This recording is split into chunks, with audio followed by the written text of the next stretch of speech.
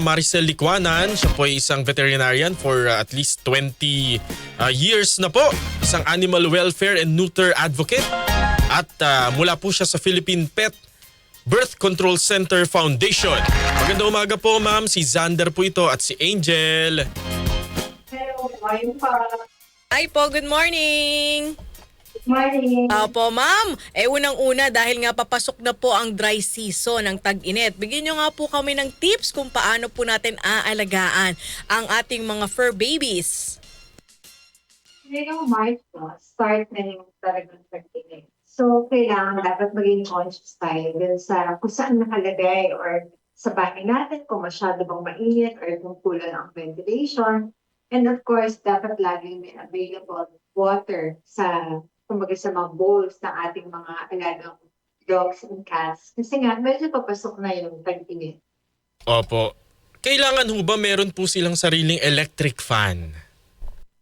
For certain breeds or for certain types, kung masyadong mataba yung inyong alaga, mas kailangan nila ng mas malamig or mas well-ventilated area. Pero marami naman ngayon yung mga alaga naman natin ngayon is adjusted na sa climate ng Pilipinas. Pero mas okay pa rin na medyo cautious tayo or dapat maging vigilant tayo pag napapansin natin na hinihingal sila or tumataas yung temperature nila. And by the way, the normal temperature of dogs and cats is 38.9 and we check it via rectal thermometer. Opo. Pero Doc, dapat ba palagian po silang naliligo? Ilang beses po ba dapat naliligo yung aso at saka yung pusa? Yung pusa kasi 'di ba parang hindi naman sila sanay maligo, 'di ba? Sa cats, bihira yung mga sanay maligo. Pero kung sanay naman yung mga pusa natin ng papaliguan or mag-groom, once or twice a week is okay. Pero iba naman talaga, never nakakatikim ng ligo. But that's okay kasi nga they have this effective grooming system na ginagawa nila sa sarili nila. But for dogs, depende yan. Kung sanay ang aso mo na maligo every other day or every week, depende yan. Just be sure na hindi talaga, kumbaga we start talaga pag puppy sila, no? Kasi ayaw natin na maging stressful ang pagpapaligo sa ating mga alagang aso. Opo. At meron ho bang marerecommend po kayo ng mga vitamins po, mga supplement na dapat pong ibinibigay sa ating mga alaga? Maraming mga vitamins and supplements in the market that are really safe to be given sa ating mga alagang aso at pusa. But if we are giving a good food, natural food at kumpleto sa nutrients and minerals at magandang klase, minsan hindi na natin kailangan mag-supplement kasi we always encourage that we get the nutrients and minerals naturally. Opo, Doc. Ngayon pong buwan ng Marso, ating ginugulita itong National Rabies Awareness Month. Gaano po ba kahalaga ang pagpabakuna ng anti-rabies sa ating mga fur babies?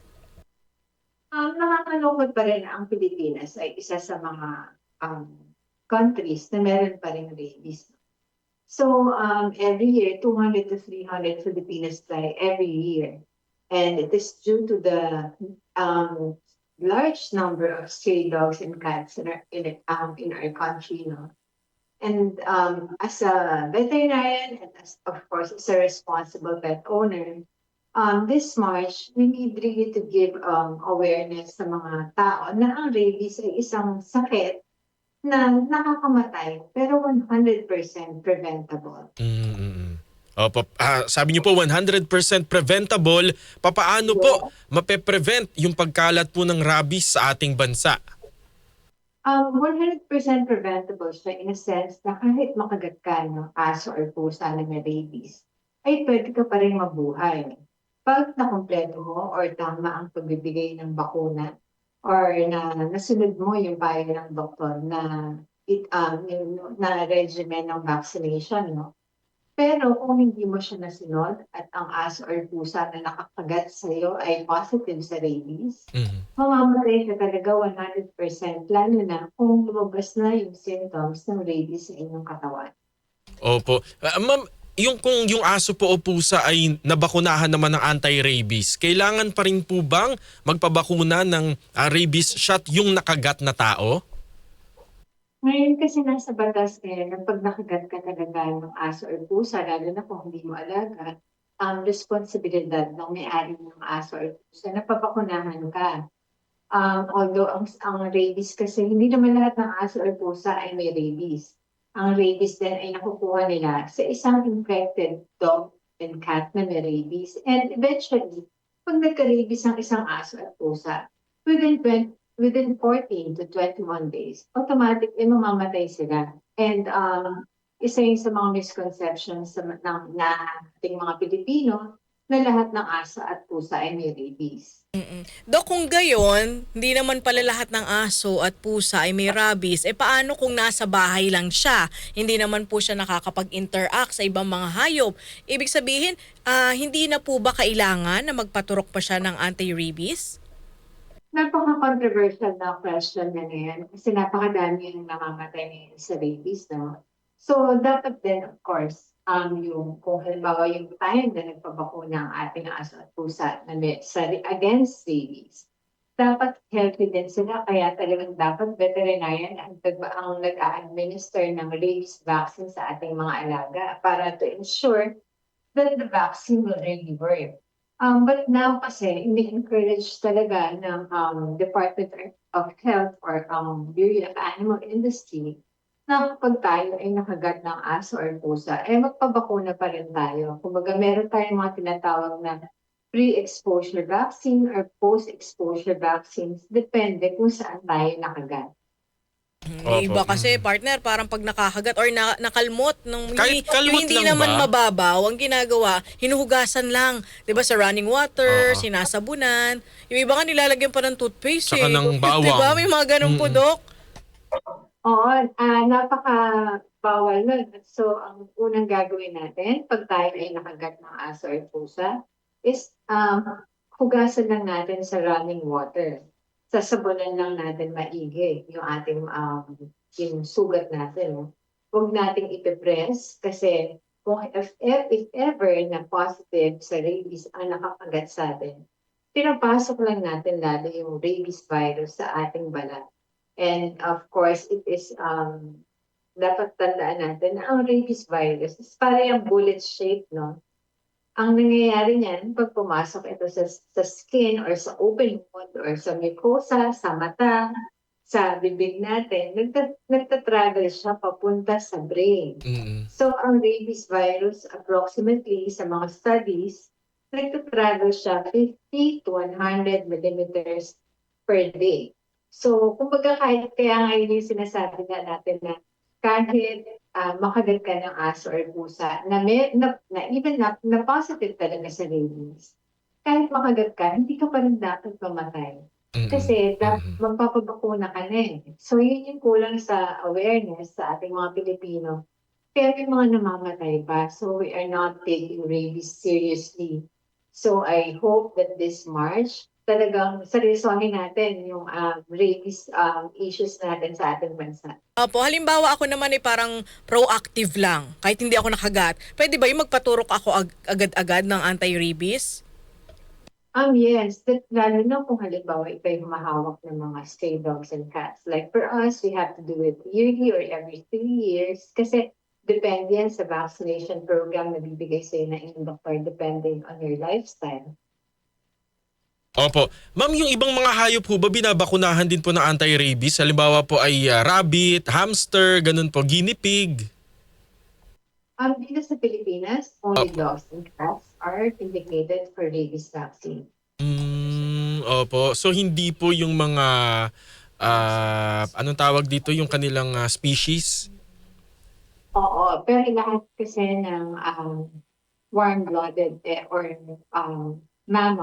warm-blooded mammals can be affected by rabies. Lalo na goats, horse, and pigs. And remember, nagkaroon din tayo kasi sa Marinduque, yun yung report ni Dr. J.M. Victoria, na nagkaroon sila ng rabies incidents sa farm animals dahil sa aso at pusa. Opo. So dapat po, kung halimbawa ikaw ay makagat ng baboy, o kaya po kambing, baka, magpabakuna rin po na anti-rabies. Yun talaga ang pinaka-idea, no? Kasi hindi natin alam pa kung ito ay infected.